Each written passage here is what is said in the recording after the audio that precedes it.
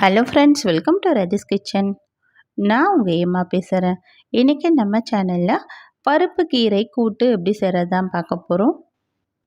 இந்த பருப்பு கீரை கூட்டு நம்ம சாதத்துக்கு சைடிஷாகவும் வச்சு சாப்பிட்லாம், சாதத்தோடு கலந்தும் சாப்பிட்லாம். குழந்தைங்களுக்கும் தாராளமாக கொடுக்கலாம். ரொம்ப ஹெல்த்தியான ரெசிபியும் கூட. இந்த ரெசிபி எப்படி செய்யலாம் நம்ம வீடியோக்குள்ளே போய் பார்க்குறதுக்கு முன்னாடி நம்ம சேனலை முதன்முறையாக பார்க்குறீங்கன்னா சப்ஸ்கிரைப் பண்ணிவிட்டு கூட பெல் ஐக்கனை கிளிக் பண்ணிவிட்டு பாருங்கள் ஃப்ரெண்ட்ஸ். இப்போ வாங்க வீடியோக்குள்ளே போகலாம்.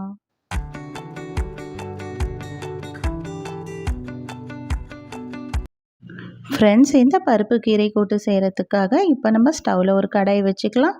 கடாய் கொஞ்சம் சூடானோடனே இதில் 2 டேபிள் ஸ்பூன் அளவுக்கு பாசிப்பருப்பு சேர்த்துக்கிறேன்.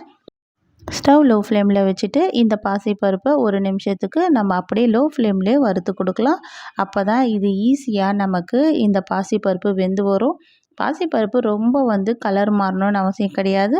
ஒரு நிமிஷத்துக்கு நம்ம டைம் எடுத்து லைட்டாக வறுத்து கொடுத்தா போதும். இப்போ நல்லா ஒரு நிமிஷம் ஆயிடுச்சு. ஆனதுக்கப்புறமா இதிலேயே நம்ம தண்ணி சேர்த்து வேக வைக்கலாம். இந்த பாசிப்பருப்பு நல்லா வெந்து வரதுக்காக இதில் நம்ம 1/4 லிட்டர் அளவுக்கு தண்ணி சேர்த்துக்கலாம். இந்த அளவுக்கு தண்ணி சேர்த்தாவே நமக்கு பாசிப்பருப்பு தாராளமாக நல்லா ஃப்ரீயாக வெந்து வரும். ரொம்ப குறைவாக சேர்த்துட்டோன்னா அதுக்கப்புறம் பாசிப்பருப்பு சரியாக வேகாது. இப்போ தண்ணி சேர்த்ததுக்கப்புறமா இதில் மீடியம் சைஸ் வெங்காயத்தில் பாதி சின்னதாக கட் பண்ணி சேர்த்துக்கலாம். இது கூடவே மீடியம் சைஸ் தக்காளியில் பாதி எடுத்து சின்னதாக கட் பண்ணி சேர்த்துக்கிறேன். நான் இன்றைக்கி ஒரு கட்டு பருப்பு கீரை தான் சேர்க்க போகிறோம். அதுக்கேற்ற பொருள் தான் நான் இதில் சேர்த்துட்டு வரேன். இது கூடவே ஒரு பிஞ்ச் அளவுக்கு மஞ்சள் தூள் சேர்த்துக்கலாம். 1/4 ஸ்பூன் அளவுக்கு மிளகாய் தூள் சேர்த்துக்கிறேன். குழம்பு மிளகாய் தூள் தான் சேர்த்துக்கிறேன்.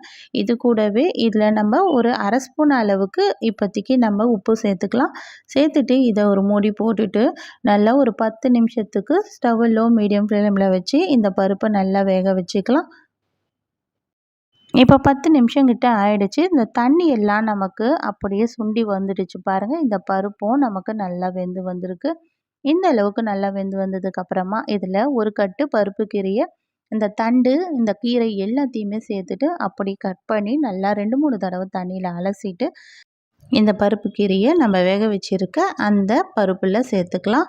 இப்போ பார்த்திங்கன்னா இந்த தண்டுலாம் ஈஸியாக நமக்கு வெந்து வந்துடும். நம்ம கீரையை உடைக்கும் போது இது போல் தண்டு சாஃப்டாக உடஞ்சி கொடுக்கணும். அது போல் தண்டு தான் எடுக்கணும். கொஞ்சம் ஹார்டாக இருந்ததுன்னா அதெல்லாம் நம்ம தூக்கி போட்டுடலாம். இப்போ நல்லா சாஃப்டாக இருக்கிற தண்டும் கீரையும் சேர்த்துட்டு இப்போ நம்ம இந்த பருப்பில் சேர்த்துடலாம். இந்த பருப்பில் இருக்கிற ஈரப்பதமே போதும். நம்ம எக்ஸ்ட்ரா எதுவும் தண்ணி சேர்க்க வேண்டாம். இந்த கீரையிலையும் நமக்கு ஈரப்பதம் வரும். இது அப்படியே நமக்கு ஒரு 5 நிமிஷத்துக்கு லோ ஃப்ளேம்லேயே விட்டு வச்சோன்னா இந்த கீரையெல்லாம் நல்லா சுருங்கி நல்லா சுருங்கி நல்லா வெந்து வர ஆரம்பிச்சிடும். பார்க்குறதுக்கு இவ்வளோ கீரை இருந்தாலும் இது நல்லா வெந்ததுக்கப்புறம் கொஞ்சமாக ஆகிடும். இப்போ நல்லா ஒரு 5 நிமிஷம் ஆனதுக்கப்புறம் எந்த அளவுக்கு பார்த்திங்கன்னா கீரை நல்லா வெந்து வந்திருக்குல்ல. இது நடுவில் அப்பப்போ மூடி திறந்து கலரி விடலாம். இப்போ நல்லா கீரையும் நல்லா வெந்திருக்கு இந்த பருப்போடு சேர்ந்து. இப்போ ஸ்டவ் ஆஃப் பண்ணி விட்டுட்டு ஒரு பக்கம் நம்ம ஸ்டவ்வில் ஒரு கடாய் வச்சுக்கலாம்.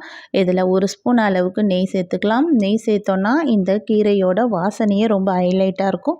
இப்போ இதில் 1/2 ஸ்பூன் அளவுக்கு கடுகு, 1 வரமிளகாய் கிள்ளி சேர்த்துக்கலாம். 2 பல்லு பூண்டை தோலோடவே இடிச்சிட்டு இது நல்லா கொஞ்சம் செவந்து வர அளவுக்கு நம்ம தாளிச்சிடலாம். இப்போ நல்லா செவந்து வந்ததுக்கப்புறமா நம்ம ரெடி பண்ணி வச்சுருக்கோம்ல கீரை அதில் சேர்த்துக்கலாம். சேர்த்துட்டு இப்போ நல்லா கலந்து விட்டுட்டோன்னா சூப்பரான பருப்பு கீரை கூட்டு நமக்கு ரெடி ஆகிடுச்சு. இந்த பருப்பு கீரை கூட்டு சாப்பிட்றதுனால நம்ம ரத்தத்தில் இருக்கிற கொழுப்பெல்லாம் நமக்கு சரி செய்யும். அது இல்லாமல் உடல் உஷ்ணத்தையும் சரி செய்யும். கண்டிப்பாக நீங்கள் வாரத்துக்கு ஒரு முறையாவது இந்த பருப்பு கீரையை எல்லாரும் எடுத்தோன்னா உடம்பு ரொம்ப ஆரோக்கியமாகவும் இருக்கும். இந்த ரெசிபி கண்டிப்பாக உங்களுக்கு பிடிச்சிருக்கும்னு நினைக்கிறேன் ஃப்ரெண்ட்ஸ். பிடிச்சிருந்தா இந்த வீடியோக்கு ஒரு லைக்கும் மறக்காமல் நம்ம சேனலை சப்ஸ்கிரைப்பும் பண்ணிவிடுங்க. தேங்க்யூ.